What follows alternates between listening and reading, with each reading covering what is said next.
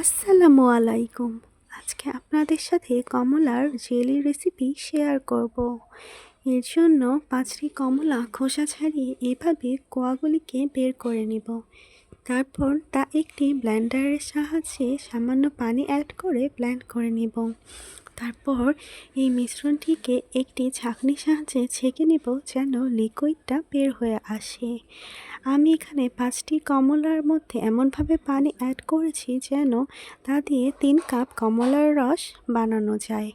তারপর একটি প্যান গরম করে এই রসটিকে ঢেলে দেব এবং 1 কাপ চিনি অ্যাড করে দিয়ে তার মধ্যে 1 প্যাকেট চিলি পাউডার দিয়ে দেব।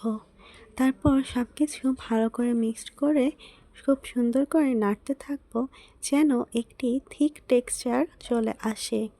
যখন এরকম অনেকটা থিক হয়ে যাবে তখন একটি বাটির মধ্যে এটিকে নামিয়ে নেব। আপনারা যেই শেপ দিতে চান সেই বাটি বেছে নেবেন। তারপর এটিকে 2 থেকে 3 ঘন্টা রেস্টে রেখে চেক করব যে উপরের পাশটি এভাবে শক্ত হয়ে গিয়েছে কিনা। তারপর একটি প্লেটে নামিয়ে নিয়ে কেটে পরিবেশন করব এই মজাদার জেলিটি।